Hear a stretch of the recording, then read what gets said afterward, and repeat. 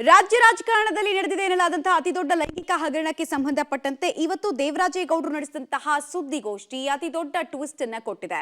ಒಂದು, ಈ ಸುದ್ದಿಗೋಷ್ಠಿಯ ಆರಂಭದಿಂದ ಅಂತ್ಯದ ತನಕ ಡಿಕೆ ಶಿವಕುಮಾರ್ ಅವರ ಬಗ್ಗೆ ನೇರ ಆರೋಪಗಳನ್ನ ಮಾಡಿದ್ರು. ಕಾಂಗ್ರೆಸ್ ಸರ್ಕಾರದ ಹಸ್ತಕ್ಷೇಪದ ಬಗ್ಗೆ ಹೇಳಿದ್ರು. ಹಾಗೆ ಎಸ್ಐಟಿ ಅಧಿಕಾರಿಗಳು ಏಕಪಕ್ಷೀಯವಾಗಿ ತನಿಖೆಯ ದಿಕ್ಕನ್ನ ತಪ್ಪಿಸ್ತಾ ಇದ್ದಾರೆ ಅನ್ನೋ ಆರೋಪವನ್ನ ಕೂಡ ಮಾಡಿದ್ರು. ಹಾಗೆ ಅಲ್ಪ ಪ್ರಮಾಣದ ಸಾಕ್ಷ್ಯ, ಮ್ಯಾಕ್ಸಿಮಮ್ ಆರೋಪವನ್ನ ಮಾಡೋ ಮೂಲಕ ಈ ಸುದ್ದಿಗೋಷ್ಠಿ ಗಮನ ಸೆಳೆಯಿತು. ಬನ್ನಿ ಸುದ್ದಿಗೋಷ್ಠಿಯ ಹೈಲೈಟ್ಸ್ ನೋಡ್ಕೊಂಡು ಬರೋಣ. ಪ್ರಜ್ವಲ್ ರೇವಣ್ಣ ಕೇಸಲ್ಲಿ ಅತಿ ದೊಡ್ಡ ಸ್ಫೋಟಕ ಟ್ವಿಸ್ಟ್. ಪೆನ್ ಡ್ರೈವ್ ಪ್ರಕರಣದ ಹಿಂದೆ ಮಹಾನಾಯಕ, ಕಥಾನಾಯಕರೇ ಡಿಸಿಎಂ, ಸಿಎಂ, ಒಬ್ಬ ಮಧ್ಯವರ್ತಿ ವಕೀಲ ದೇವರಾಜೇಗೌಡರಿಂದ ಬಿಗ್ ಬಾಂಬ್. ರಾಜ್ಯ ರಾಜಕಾರಣದಲ್ಲಿ ದೊಡ್ಡ ತಲ್ಲಣವನ್ನೇ ಸೃಷ್ಟಿಸಿರುವಂತಹ ಪ್ರಜ್ವಲ್ ರೇವಣ್ಣ ಅವರದ್ದು ಎನ್ನಲಾಗ್ತಾ ಇರುವಂತಹ ಪೆನ್ ಡ್ರೈವ್ ಪ್ರಕರಣಕ್ಕೆ ಬಿಗ್ ಬ್ಲಾಸ್ಟಿಂಗ್ ಟ್ವಿಸ್ಟ್ ಸಿಕ್ಕಿದೆ. ಪ್ರಕರಣದಲ್ಲಿ ರೇವಣ್ಣ ಬಂಧನದ ನಂತರ ಪೆನ್ ಡ್ರೈವ್ ಪ್ರಕರಣಕ್ಕೆ ಅತಿ ದೊಡ್ಡ ತಿರುವು ಸಿಕ್ಕಿದೆ. ಇನ್ನು ಪ್ರಕರಣಕ್ಕೆ ಸ್ಫೋಟಕ ತಿರುವು ಕೊಟ್ಟಿದ್ದು ಅಂದ್ರೆ ವಕೀಲ ಹಾಗೂ ಬಿಜೆಪಿ ಮುಖಂಡ ದೇವರಾಜೇಗೌಡ ಬೆಂಗಳೂರಿನಲ್ಲಿ ಸುದ್ದಿಗೋಷ್ಠಿ ಕರೆದು ನೇರವಾಗಿ ಡಿಕೆ ಶಿವಕುಮಾರ್ ಕಾಂಗ್ರೆಸ್ ವಿರುದ್ಧ ಬಾಂಬ್ ಎಸೆದಿದ್ದಾರೆ. ಇನ್ನು ಈ ಪ್ರಕರಣದ ರೂವಾರಿ ಬೇರೆ ಯಾರು ಅಲ್ಲ, ಒನ್ ಅಂಡ್ ಓನ್ಲಿ ಕೆಪಿಸಿಸಿ ಅಧ್ಯಕ್ಷ ಡಿಸಿಎಂ ಡಿಕೆ ಶಿವಕುಮಾರ್ ಅಂತ ಆಪಾದಿಸಿದ್ದಾರೆ. ಇನ್ನು ಪೆನ್ ಡ್ರೈವ್ ಪ್ರಕರಣದ ಕಥಾನಾಯಕರೇ ಡಿಕೆ ಶಿವಕುಮಾರ್, ಇವ್ರ ಜೊತೆಗೆ ಸಿಎಂ ಸಿದ್ದರಾಮಯ್ಯ ಮತ್ತೋರ್ವ ಮಧ್ಯವರ್ತಿ ಅಂತ ಆರೋಪ ಮಾಡಿದ್ದಾರೆ. ಈ ಮೂಲಕ ಇಡೀ ಪೆನ್ ಡ್ರೈವ್ ಪ್ರಕರಣಕ್ಕೆ ಅತಿ ದೊಡ್ಡ ತಿರುವನ್ನ ಕೊಟ್ಟಿದ್ದಾರೆ.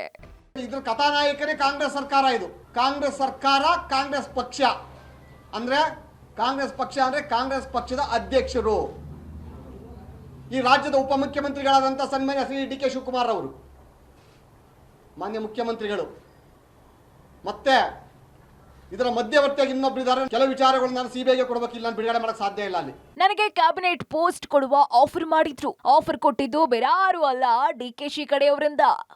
ಪೆನ್ ಡ್ರೈವ್ ಪ್ರಕರಣಕ್ಕೆ ಸ್ಫೋಟಕ ತಿರುವು ಕೊಟ್ಟಂತಹ ದೇವರಾಜೇಗೌಡ ಕಾಂಗ್ರೆಸ್ ನಾಯಕರ ವಿರುದ್ಧವೇ ಬೊಟ್ಟು ಮಾಡಿ ಆರೋಪಿಗಳ ಸುರಿಮಳೆಗೈದಿದ್ದಾರೆ. ಈ ಇಡೀ ಪ್ರಕರಣ ಕಾಂಗ್ರೆಸ್ ಸರ್ಕಾರದ ಕುಮ್ಮಕ್ನಿಂದ ನಡೆದಿದೆ ಅಂತ ಆರೋಪಿಸಿರುವಂತಹ ದೇವರಾಜೇಗೌಡ ಲೋಕಸಭೆ ಚುನಾವಣೆ ಮುಗಿದ ಮೇಲೆ ನನಗೆ ಕ್ಯಾಬಿನೆಟ್ ರೇಂಜ್ ಆಫರ್ ಕೊಟ್ಟಿದ್ದಾರೆ. ಆ ಆಫರ್ ಕೊಟ್ಟಿದ್ದು ಮತ್ಯಾರು ಅಲ್ಲ, ಸ್ವತಃ ಕಾಂಗ್ರೆಸ್ ಅಧ್ಯಕ್ಷ ಡಿಕೆ ಶಿವಕುಮಾರ್ ಕಡೆಯಿಂದ ಬಂದಂತಹ ಜನ ಎಂದಿದ್ದಾರೆ. Target only Modiji, target Modiji ಅವರನ್ನ ಮಣಿಸಬೇಕು. ಮತ್ತೆ ಮೋದಿಜಿ ಜೊತೆ ಕರ್ನಾಟಕದಲ್ಲಿ ಕೈ ಜೋಡಿಸಿದ ಕುಮಾರಸ್ವಾಮಿ ಅವರನ್ನ ಮಟ್ಟ ಹಾಕಬೇಕು. ನಿಜವಾದ ಆರೋಪಿ ಇವರೇ ಬಚ್ಚಿಟ್ ಮಾಡಿಕೊಂಡವ್ರೆ. ಮೊನ್ನೆ 29ನೇ ತಾರೀಕು ಮಧ್ಯರಾತ್ರಿ 12 ಗಂಟೆ 48 ನಿಮಿಷ ಜೆಡಿಎಸ್ ಪಕ್ಷವನ್ನ ಬಿಜೆಪಿ ಜೊತೆ ಅಲೈನ್ಸ್ ಮಾಡ್ಕೊಂಡಿರೋದ್ರಿಂದ ಮೋದಿಜಿ ಅವರು ಕಪ್ಪು ಮಸಿ ಬಳಿಬೇಕು ಅಂತ ಈ ಕೆಲಸವನ್ನು ಮಾಡ್ತಾ ಇರೋದವರಲ್ಲಿ. ಅದಕ್ಕಾಗಿ ನೀನು ನನ್ನ ಜೊತೆ ಬಾ, ನೀನು ನನ್ನ ಜೊತೆಯಲ್ಲಿದ್ರೆ ನಾವು ಇದೆಲ್ಲ ಮಾಡಿ ನೀನು ಏನ್ ಬೇಕೆಲ್ಲ ರೀತಿ ಸಹಾಯ ಮಾಡ್ತೀನಿ, ನಾನಲ್ಲಿ ನನ್ನ ಜೊತೆ ಕೈ ಜೋಡಿಸುವಂತ. ಡಿಕೆಶಿ ಅವರದ್ದು ಎನ್ನಲಾದ ಆಡಿಯೋ ರಿಲೀಸ್. ಇನ್ನು ಸುದ್ದಿಗೋಷ್ಠಿಯಲ್ಲಿ ದೇವರಾಜೇಗೌಡ ಡಿಕೆ ಶಿವಕುಮಾರ್ ಅವರದ್ದು ಎನ್ನಲಾಗಿರುವಂತಹ ಆಡಿಯೋ ರಿಲೀಸ್ ಮಾಡಿದ್ರು.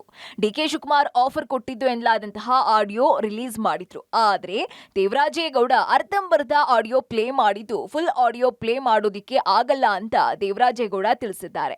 ಇನ್ನು ಪ್ಲೇ ಮಾಡಿದ ಆಡಿಯೋದಲ್ಲಿ ಡಿಸಿಎಂ ಡಿಕೆ ಶಿವಕುಮಾರ್ ಅವರ ಅಸ್ಪಷ್ಟ ಮಾತುಗಳಿವೆ. ಮೊದಲು ಎಲ್ಆರ್ ಶಿವರಾಮೇಗೌಡ ಎನ್ನಲಾಗಿರುವಂತಹ ಆಡಿಯೋ ಇದ್ದು, ಮೊದಲು ದೇವರಾಜೇಗೌಡ ಜೊತೆ ಮಾತನಾಡಿ ಆ ಬಳಿಕ ಡಿಕೆಶಿಗೆ ಫೋನ್ ಕೊಟ್ಟಿದ್ದಾರೆ. ಡಿಕೆ ಸಾಹೇಬ್ರಿಗೆ ಕೊಡ್ತೀನಿ, ಏನಾಡಿತು ಅಂತ ಹೇಳು ಅಂತ ಆಡಿಯೋದಲ್ಲಿ ಹೇಳ್ತಾರೆ.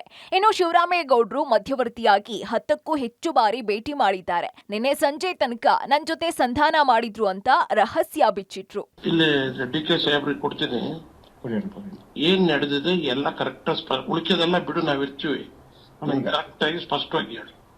ನಾಳೆ ಏನಾಗುತ್ತೆ ಅನ್ನೋದ್ನು ಆಯ್ತಾ ಇದೆ, ನಿನ್ಗೇನೇನ್ ಡೆವಲಪ್ಮೆಂಟ್ ಸಿಕ್ಕಿದೆ ಅದೆಲ್ಲ ಹೇಳಿ. ನಮಸ್ಕಾರ ದೇವರಾಜ್ ಅಣ್ಣ. ನಮಸ್ಕಾರ ಅಣ್ಣ. ಈಗ ಕಂಪ್ಲೇಂಟರ್ಸ್ ಅಂತ ಬಂದಿದ್ರು ಅಣ್ಣ, ಅವರು ಬಿಗಿ ಇಲ್ಲ ಅಣ್ಣ.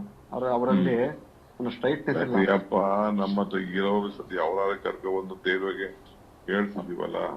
ಇನ್ನು ಇದೇ ವೇಳೆ ದೇವರಾಜೇಗೌಡ ಪ್ರಜ್ವಲ್ ಮಾಜಿ ಕಾರು ಡ್ರೈವರ್ ಕಾರ್ತಿಕ್ ತಮ್ಮ ಮನೆಗೆ ಬಂದಿರೋ ವಿಡಿಯೋ ಕೂಡ ಪ್ರದರ್ಶನ ಮಾಡಿದ್ರು. ಕಾಂಗ್ರೆಸ್ ಸರ್ಕಾರ ನನ್ನನ್ನ ಪ್ರಕರಣದಲ್ಲಿ ಸಿಲುಕಿಸೋದಕ್ಕೆ ಹೊರಟಿದೆ, ಶಿವರಾಮೇಗೌಡರನ್ನ ಮಧ್ಯವರ್ತಿಯಾಗಿ ಕಳುಹಿಸಲಾಗಿದೆ, ಮಹಾನಾಯಕ ಶಿವರಾಮೇಗೌಡ ಅವರನ್ನ ಏಜೆಂಟ್ರನ್ನಾಗಿ ನಮ್ ಹಿಂದೆ ಬಿಟ್ಟಿದ್ದಾರೆ, ಎಸ್ಐಟಿ ಮೇಲೆ ನಂಬಿಕೆ ಇಲ್ಲ, ಸಿಬಿಐ ತನಿಖೆ ಆಗಬೇಕು, ಎಲ್ಲಾ ದಾಖಲೆ ಕೊಡ್ತೀನಿ ಅಂತ ತಿಳಿಸಿದ್ದಾರೆ. ಸದ್ಯ ವೈರಲ್ ಆಗಿರುವಂತಹ ವಿಡಿಯೋಗಳು ನನ್ನ ಪೆನ್ ಡ್ರೈವ್ ನಲ್ಲಿ ಇರೋದಲ್ಲ, 2 ಗಂಟೆ 37 ನಿಮಿಷ ವಿಡಿಯೋ ಇದೆ ಅಂತ ತಿಳಿಸಿದ್ದಾರೆ. ಇನ್ನು ಸಿಎಂ ರಹಸ್ಯ ಸ್ಥಳದಲ್ಲಿ ಸೀನಿಯರ್ ಅಧಿಕಾರಿಗಳ ಭೇಟಿ ಮಾಡಿದ್ದಾರೆ ಅಂತ ದೇವರಾಜೇಗೌಡ ಹೇಳಿದ್ದಾರೆ.